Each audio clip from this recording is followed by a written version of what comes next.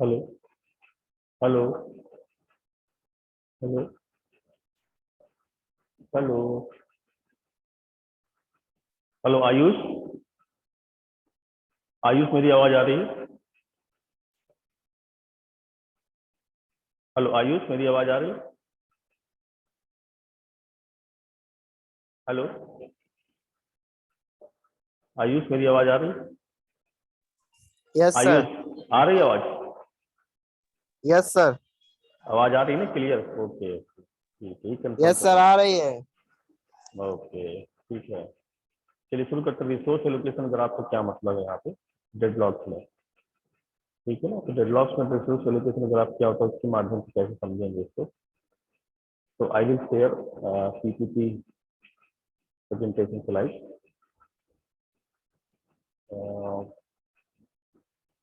आइए देखते हैं रिसोर्स एलोकेशन ग्राफ में कुछ समझते हैं।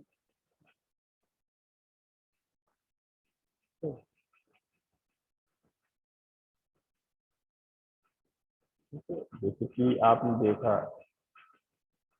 डेडलॉक प्रिवेंशन क्या है, डेडलॉक अवॉइडेंस, डेडलॉक डिटेक्शन, ये तीन चीजें ऐसी हैं जो लेवली हमको देखनी पड़ती हैं। तो कोई भी कंप्यूटर सिस्टम है डेडलॉक एराइज होता है, तब एराइज होता है जब member of groups of process, यानी कि प्रोसेस का जो ग्रुप है, मेंबर ऑफ ग्रुप, एक मेंबर ऑफ ग्रुप्स है या उसे हम कहते हैं प्रोसेस के लिए कुछ होल्ड रिसोर्स आर ब्लॉक्ड। वो क्या करता है, रिसोर्सेज को होल्ड करता है और blocked indefinitely from access to resource held by other processes within the group. तो डेडलॉक प्रॉब्लम्स वहाँ एराइज होती है जहाँ पे जैसे वेट एंड देखते हैं, वेट एंड ब्लॉक कैसे हम होल्ड एंड वेट, जैसे हमने बताया था नेसेसरी कंडीशन, तो ये बहुत ज्यादा अहम भूमिका निभाती है डेडलॉक प्रॉब्लम्स में। तो जैसे एग्जाम्पल्स के तौर पे हम अगर समझें इस चीज को कि कोई भी P I is the process vertex, ठीक है, this is a process vertex. I request one input output controller and the system allocates one। इस तरह पीजे रिक्वेस्ट भी प्रोसेस रिक्वेस्ट ही है, सॉरी वर्टेक्स है, but this request one input controller and again the system allocates one। तो जैसे PI wants another input output controller but has to wait since the system ran out of input output control। इसी तरह process PJ wants another input output controller and wait। तो ये condition चलती रहती है। अब कल मैं बात किया था कि क्या क्या कंडीशन होती हैं डेडलॉक की। नेसेसरी कंडीशन जैसे mutual exclusion, hold and wait and no preemption and circular wait, ये चार मेन आपकी नेसेसरी कंडीशंस होती हैं, जिसमें mutual exclusion, hold and wait and no preemption and circular wait, जैसे कि आपने देखा। ठीक है, और एक एग्जाम्पल भी बताया था कि this is a city and this is a city B, this is bridge then river, bridge and river, city B and city A. तो ये आपका रिवर है, इधर भी रिवर है, ये ब्रिज है, एक ही वन डायरेक्शन है आपका। तो सिटी ए यानी कि अब मान लीजिए यहाँ कोई व्यक्ति ब्रिज से आता है, ये व्यक्ति भी कोई ब्रिज से आता है, तो यही एक ऑप्शन बचता है आवागमन के लिए। तो क्योंकि यहाँ पे तो रिवर है, तो आवागमन की मतलब कि कोई मान लो पहुँचता भी है और एक ही रास्ता हो, तो कहीं ना कहीं किसी न किसी एक को पीछे हटना होता है। पर अगर दोनों पीछे नहीं हटते हैं तो इट इज अ प्रॉब्लम, यानी कि डेडलॉक क्रिएट होता है। तो जो ग्राफ थ्योरेटिकल मॉडल्स हैं, जैसे कि आपका वेट फॉर ग्राफ है, एक रिसोर्स एलोकेशन ग्राफ है जिसके बारे में भी हम बात करेंगे। रिसोर्स एलोकेशन ग्राफ क्या होता है, इसके थ्रू कैसे समझेंगे। देखिए वेट फॉर ग्राफ इस तरह है। देखिए देखिए यहाँ पे हमने बहुत सारे प्रोसेस वर्टिक्स ले रखे हैं, P1, P2, P3, P4, P5। तो देखिए अगर आप गौर से देखें, P1 assign, is assign as, इसको हम असाइन एज कहेंगे। अभी मैं और अच्छे से समझाऊंगा। असाइन एज, देखिए एज आपकी इधर को जा रही ना, तो P1 से एज कहाँ जा रही है, P2 के पास जा रही है। पहले गौर से देखिए, तो जब एरो यानी कि एज जो है इस जगह से इधर जा रही है, तो ये असाइन एज कहलाई, ये भी असाइन एज कहलाई। इसके लिए ये भी असाइन एज, ये भी असाइन एज। यानी कि अब ये मान के चलो कि वेट फॉर ग्राफ, ये ग्राफ के लिए एक तो वेटेज है बना हुआ है कि P1 असाइन P2 के लिए, P2 असाइन P3 के लिए, P3 असाइन P4 के लिए, P4 असाइन P5 के लिए एंड P5 असाइन P1 के लिए। यही तो हम कहेंगे ना यहाँ पे। तो जस्ट एक एक चीजें जो है यहाँ पे असाइन है, लेकिन इसमें ऐसा नहीं होता है रिसोर्स एलोकेशन ग्राफ में। यहाँ पर क्या होता है, देखिए सबसे पहले तो आप समझिए जो वर्टेक्स है दो तरह का है। एक आपका होता है प्रोसेस वर्टेक्स, एक होता है रिसोर्स वर्टेक्स। तो जो प्रोसेस वर्टेक्स है उसमें आप देखते हो जैसे P1 P2 ये प्रोसेस वर्टेक्स के अंदर आ जाता है। और जो रिसोर्स वर्टेक्स है वो दो तरह का होता है, सिंगल इंस्टेंस, एक होता है मल्टीपल इंस्टेंस। तो यहाँ पर ये जो ब्लैक ब्लैक आपको नजर आ रहा है इसको बोलते हैं सिंगल इंस्टेंस, यानी कि किसी भी रिसोर्स का एक ही क्वांटिटी यहाँ पर अवेलेबल है। देखिए और यहाँ पे दो है, देखिए है ना, ये this is a resource but multiple instance है, ये इसको बोलेंगे सिंगल इंस्टेंस। ठीक, ये रिसोर्स एलोकेशन ग्राफ है विदाउट डेडलॉक। क्यों विदाउट डेडलॉक, समझिए ये जो R1 रिसोर्स है इसका एक पीस या एक यूनिट वो P1 को असाइन किए हुए, ये देखिए ये असाइन एज है, ये इसको असाइन एज बोलेंगे क्योंकि this is a process and ये रिसोर्स। तो प्रोसेस और रिसोर्स के बीच में ये जो एज जा रही है इसको हम बोलेंगे असाइन एज, क्योंकि ये वाला जो आपका इंस्टेंस है पर्टिकुलर, ये मान लीजिए एक प्रिंटर का रिसोर्स है, यहाँ पे दो पीस प्रिंटर के रखे हुए हैं, है ना, दो पीस, यानी एक प्रिंटर मैं P1 को दे दिया, एक प्रिंटर मैंने P2 को दे दिया, इस तरह समझो। या दो रसगुल्ले रखे हैं, एक P1 ने ले रखा है, एक P2 ने ले रखा है। तो एक ही चीज के दो इंस्टेंस हैं, है ना, दो इंस्टेंस यहाँ पर है। तो ये जो आपका एरो जा रहा है ना, ये जो एरो आप देख रहे हैं, ये जो एरो है ये P1 को असाइन है, इसको बोलते हैं असाइन एज। ये भी आपका असाइन एज। ठीक, अब ये जो एरो नीचे की ओर आ रहा है, ये एरो, तो ये जो असाइन एज आपका देख रहे हो ना, ये वाला, इसको बोलते हैं रिक्वेस्ट एज। क्या बोलेंगे इसको, रिक्वेस्ट एज, यानी कि प्रोसेस से रिसोर्स की ओर आ रहा है। ये प्रोसेस हो गया, ये प्रोसेस से रिसोर्स की तरफ आ रहा है। इंस्टेंस तो यहाँ पे एक ही है, उससे कोई मतलब नहीं है, लेकिन ये प्रोसेस से रिसोर्स की तरफ आ रहा है, इसको बोलते हैं रिक्वेस्ट एज। यानी P2 जो है, ये जो प्रोसेस वर्टेक्स है यानी P2, ये R2 रिसोर्स को क्या कर रहा है, रिक्वेस्ट कर रहा है कि ये रिसोर्स मेरे को मिल जाए। राइट, अब यहाँ पर देखो ये आपका जो है P3, देखिए ये P3 को R2 का ये रिसोर्स असाइन है, देखिए, लेकिन P3 इस रिसोर्स को डिमांड कर रहा है। तो अब यहाँ पर क्या डेडलॉक है, ये कह रहा है विदाउट डेडलॉक है। देखिए ये कह रहा है विदाउट डेडलॉक है, ये डेडलॉक नहीं है। यहाँ पर विद डेडलॉक है, तो यहाँ पे डेडलॉक कैसे, ये भी देख लेते हैं। ये भी देखो मल्टीपल इंस्टेंसेस हैं यहाँ पे। तो P1 को ये वाला इंस्टेंसेस देखिए मिल गया यहाँ पे। ठीक है, तो दो चीजें समझिए। सबसे पहले वर्टेक्स दो तरह का है, प्रोसेस वर्टेक्स, एक आपका होता है रिसोर्स वर्टेक्स। ये दो तरह के वर्टेक्स है।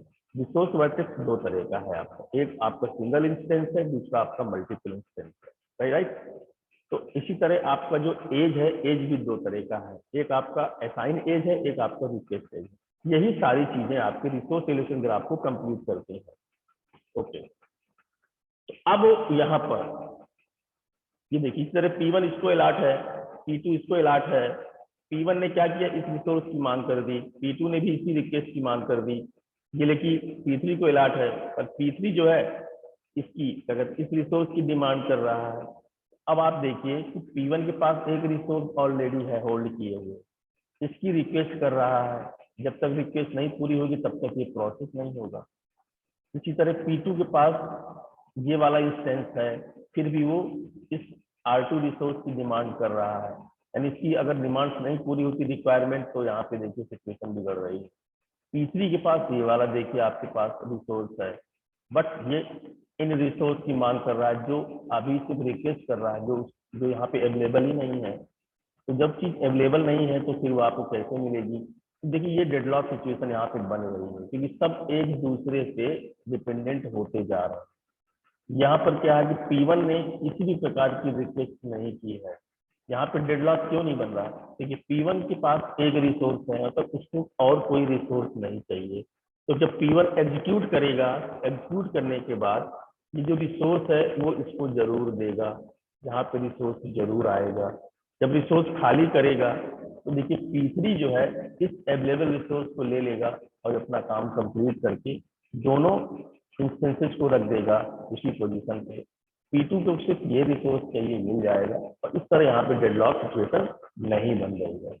आप इन दोनों ग्राफ को जरा गौर से देखें तो दोनों सेम हैं। दोनों में P2 की जो कंडीशन है, देखिए P2 की जो कंडीशन है और P3 की, ये देखिए ये P2 यानी यहाँ से ऐसे, ये देखिए ये सेम कंडीशन यहाँ पर भी, ये देखिए गौर से आप, सिर्फ P1 ने अपना एक रिसोर्स की डिमांड कर दी और डेडलॉक बन गया। यहाँ पे देखिए P1 डिमांड नहीं कर रहा है, डेडलॉक नहीं था, ठीक है ना। तो wait for graph and resource allocation graph conversion में any resource allocation graph with a single copy of resources can be transfer to a wait of graph. Wait of graph को ट्रांसफर हो सकता है सिंगल कॉपी। जैसे कि देखिए ये भी देखिए वेट एंड ग्राफ है, होल्ड एंड वेट। यहाँ पे डेडलॉक बन रहा है, गौर से देखिए यहाँ पे एक इंस्टेंस इसका, एक इंस्टेंस इसका, एक इंस्टेंस इसका है। तो P1 ने एक इंस्टेंस ले रखा है, इसकी डिमांड कर रहा है। ये इसको अलाट है बट इसकी डिमांड कर रहा है, ये इसको अलाट है पर इसकी डिमांड कर रहा है। तो यहाँ कहीं ना कहीं देखिए आपका डेडलॉक यहाँ पे क्रिएट हो रहा है। अब हम ये समझे, देखिए डेडलॉक तो बन गया, लेकिन इसको हैंडल कैसे करें, ऐसी सिचुएशन कई बार आएगी। तो आप क्या क्या डेडलॉक की हैंडलिंग यहाँ पर यूज कर सकते हैं। तो मैं भी यहाँ पे दूसरा आपको शेयर कर रहा हूँ। तो देखिए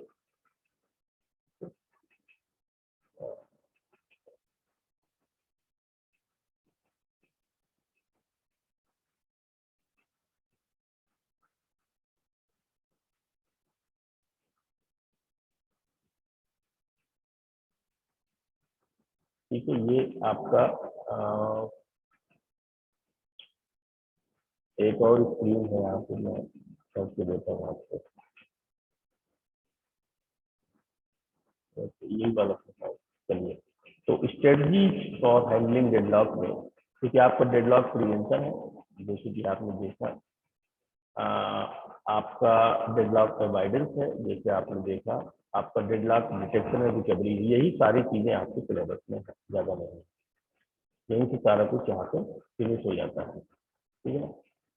तो ये फिनिशर जो है आपका इसी तरह बनेगा जैसे कि आपने देखा, ठीक। तो ओके, ये स्क्रीन दिखाई दे रही है आप लोगों को मेरी वाली? हेलो, तो आप क्या स्क्रीन दिखाई दे रही है strategy for handling deadlock? Yes, sir. Hello, क्या इस वाला स्क्रीन आपको दिख रही है? हेलो, बोल रहे हो आप? ओके, ये वाला दिख रहा होगा ना आपको, ये स्ट्रेटजी आपको दिख रही होगी, ये स्क्रीन आपको दिख रही होगी। हेलो, दिख रही कि नहीं दिख रही, बताओ यार।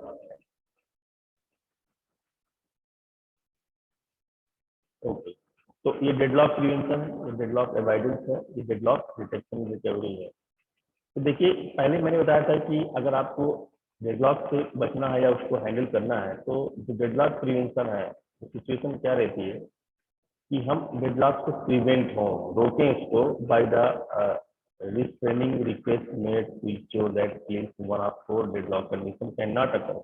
यानी कि हम क्या सोचें कि जो चार नेसेसरी कंडीशन है वो अकर ना हो हमारे पास, हम वो उस सिचुएशंस को, उन कंडीशंस को हम इग्नोर करें, इस तरह उनको रोकने का प्रयास करें। उनको रोकेंगे तो हमारा डेडलॉक यहाँ पे नहीं बनेगा। पहला तो सिचुएशन ये होता है। फिर डेडलॉक अवॉइडेंस की अगर बात करें तो डेडलॉक अवॉइडेंस में हम देखते हैं डायनेमिकली ग्रांट टू रिसोर्स का प्रोसेस। हम क्या करते हैं कि डायनेमिकली जो है हम किसी भी रिक्वेस्ट, किसी भी रिसोर्स को कोई भी प्रोसेस रिक्वेस्ट की डिमांड डायनेमिकली करें, होल्ड करके ना रखें। If the resulting state is safe, तो जो आपका जो स्टेट है सेफ स्टेट में रहेगा। और state is safe if there is at least one execution sequence that allow all process to run the completion. इससे एविडेंस में क्या होता है, देखिए एविडेंस के लिए हम लोग बैंकर्स एल्गोरिथम देखते हैं। तो हम कोशिश क्या करते हैं कि हम जब भी कोई रिसोर्स मिले, हमें आवश्यकता पड़ेगी रिसोर्स की, नो डाउट, तो हम उसका ये विशेष ध्यान दें कि हम किसी रिसोर्स को लेकर बैठे ना रहें, क्योंकि हम लेकर बैठे हुए हैं रिसोर्स को, आपका काम हो नहीं रहा, तो अननेसेसरी कोई दूसरा व्यक्ति जो आपका होल्ड किया और रिसोर्स रिक्वेस्ट कर चुका है, तो किसी न किसी को पीछे हटना पड़ता है। तो सिचुएशन ये बने कि अगर आपको लगता है कि मुझको रिसोर्स अभी नहीं मिल पाएगा, तो मैं अपना रिसोर्स छोड़ दूं ताकि उसका काम खत्म हो, दोनों रिसोर्स छोड़। तो इस तरह सिचुएशन बनेगी। डेडलॉक में कंडीशन यही रहती है कि किसी न किसी एक को पीछे हटना पड़ता है। तो डेडलॉक अवॉइडेंस में यही कि dynamically grants the resource to a process, कि किसी भी प्रोसेस को रिसोर्स तभी ग्रांट हो जब वो डायनेमिकली उसको चाहिए हो। इससे क्या होगा, आपका सिस्टम सेफ स्टेट में रहेगा, अदरवाइज वो अनसेफ स्टेट में चलेगा, और वही डेडलॉक का सबसे मेन कारण है। फिर जैसे कि यहाँ पे डेडलॉक डिटेक्शन एंड रिकवरी की बात कर रहे थे, allows deadlock to form then find and break them. तो डेडलॉक अगर आपको मिलता है, यहाँ डेडलॉक बन रहा है, तो उसको आप फाइंड करके उसको ब्रेक करो। ब्रेक करने से इसकी एरर कोई आती है प्रोग्राम में, आप उसको ब्रेक करके हटा देते हो, किसी सिचुएशन चलने लगती है, तो आप उसको ब्रेक करो, उसको रिकवर करो, ताकि आने वाले सिस्टम में जैसे जैसे सिस्टम आगे बढ़ता जा रहा है उससे प्रॉब्लम ना। अब जैसे यहाँ पे टू टाइप्स ऑफ डेडलॉक्स बोला, जैसे कि आप रिसोर्स डेडलॉक होता है, एक कम्युनिकेशन डेडलॉक होता है। तो देखिए रिसोर्स डेडलॉक रिसोर्स की वजह से होगा, कम्युनिकेशन डेडलॉक कम्युनिकेशन की वजह से होगा। तो इसके लिए हमें एंड कंडीशन की आवश्यकता पड़ती है। Resource deadlock uses and operator, and condition. And condition क्या होती है, process that requires resource for execution can proceed when it has acquired all those resource. यानी कि हम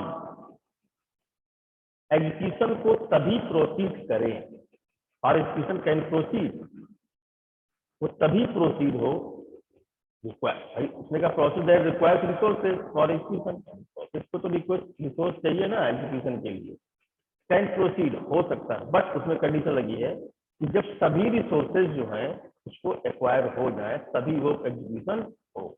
इससे डेडलॉक से बच सकते हैं। दूसरा क्या है, कम्युनिकेशन डेडलॉक है, यही कंडीशन होती है, यूजेज और कंडीशन। इसमें और कंडीशन यानी process that require resources for execution can proceed when it has acquired at least one of those resource. इसमें क्या रहता है कि कम से कम उनमें से कोई एक रिसोर्स हमको मिल जाए, और एटलीस्ट एक रिसोर्स जो है, सभी रिसोर्स, उन रिसोर्सों में से एक रिसोर्स जो है, एक रिसोर्स हमको एक्वायर हो जाए। तो ये टू टाइप्स ऑफ डेडलॉक है, तो हमारा कम्युनिकेशन चलने लगेगा। तो एक रिसोर्स डेडलॉक है, एक आपका कम्युनिकेशन डेडलॉक है, ठीक है ना। तो इसकी ध्यान दे, खासतौर से क्वेश्चन बनता है कि टू टाइप्स ऑफ डेडलॉक्स होते हैं, तो क्या क्या होते हैं, ये होते हैं रिसोर्स डेडलॉक और कम्युनिकेशन डेडलॉक। अब जैसे कि एक आपका P out of Q condition है, तो which means that a process simultaneously requests queue resources and remain blocked until it is granted any p of those resources. और एंड और मॉडल है, एक P out of Q condition है, एक and और model है, दो चीजें यहाँ पे यूज होती है, ठीक। तो अब डेडलॉक जो कंडीशंस हैं, तो condition for deadlock in system using and condition is existence of cycle, and condition of for deadlock system using the or condition is existence of knot. तो अगर एंड कंडीशन है तो साइकिल यहाँ पे use करते हैं, अगर और कंडीशन नॉट यूज करते हैं। So K naught in K consists of set of nodes such as that every node in a K, all nodes in a K, only the nodes in a K reachable from a node। देखिए मैं example दिखाता हूँ, और condition की देखिए, no deadlock, this is a deadlock. तो अब वही सेम एग्जांपल तो नहीं है, यहाँ पे नो डेडलॉक कब है, और condition P1 P2 P3 P4 P5 and P4। आप किसी भी कंडीशन देखिए, यहाँ पर अगर हम इस एज को लगा देते हैं ये, तो यहाँ पे डेडलॉक आकर हो जाता है। यहाँ पे एक ब्रेक है, अर्थात इसको जो रिसोर्स मिला है कंप्लीट करेगा, छोड़ेगा तो इसको मिल जाएगा, इसको जो रिसोर्स मिला है ये भी छोड़ देगा, इसको मिल जाएगा। तो इस तरह सिचुएशन सॉल्व हो जाएगी। यानी कोई एक हमको मिल गया, एटलीस्ट वन, दो जॉब रिसोर्सेज। यहाँ पे क्या है, देखिए सभी ब्लॉक है, वेट फॉर ग्राफ, देखिए सभी साइकिल यहाँ पे बन गई, जहाँ साइकिल बनेगी वहां डेडलॉक बनेगा। ठीक, अब ये तो कंडीशन हो गई। अब जैसे कि डेडलॉक प्रिवेंशन है, यहाँ पे जितने भी प्रोसेस हैं, जितने भी प्रोसेस आप process acquire all the needed resource simultaneously before it becomes execution, therefore breaking the hold and wait condition। Prevention में यही चीज है कि प्रोसेस को जितने भी रिसोर्स की आवश्यकता है, अगर उसको लगातार मिल रहे हैं तो एग्जीक्यूशन आपका स्टार्ट होगा। अगर एग्जीक्यूशन स्टार्ट हो गया तो आपका होल्ड एंड वेट कंडीशन वहां से ब्रेक हो जाएगा, अननीडेड लॉस नहीं रहेगा। अगर हम डायनिक फिलोसफर प्रॉब्लम की बात करें, जो मैंने आपको बताया एग्जाम्पल देखो, डायनिक फिलोसफर प्रॉब्लम में क्या हुआ था, प्रत्येक फिलोसफर को रिक्वायर्ड था to pick up both fork at the same time, pick up both fork, दोनों फोर्थ चाहिए होते हैं सेम टाइम। ही if he fails he has to release the fork he has acquired. तो अगर he has to release force if any, कोई भी he has acquired। तो अब ड्रॉबैक क्या था, ओवर कॉस्टलियस था यहाँ पे, इसमें ओवर कॉस्टलियस होता है। तो डायनिक फिलोसफर में डेडलॉक कब बन रहा था, जब दोनों फोर्स, कोई फिलोसफर उठा लेता है, अगले वाला है तो वो उसके एक फोर्स का इंतजार कर रहा है, इस सिचुएशन बनती चली जाती थी। तो उसमें वही चीज आती है कि अगर फिलोसफर को सारी चीजें मिल जाती हैं सेम रिक्वायरमेंट उसी के टाइम पे, तो वो उसको यूज करके छोड़ देता है, तो वो सिचुएशन नहीं बनती। प्रिवेंशन में ये देखते हैं। दूसरा इसमें ऑप्शन प्रिवेंशन का ये था कि जितने भी रिसोर्स हैं आर असाइंड यूनिक नंबर, सभी रिसोर्सेज का एक यूनिक नंबर असाइन होना चाहिए। तो प्रोसेस में request a resource with a unique number I, एक यूनिक नंबर से वो रिक्वेस्ट जो करता है यूनिक नंबर को करेगा, ठीक है ना।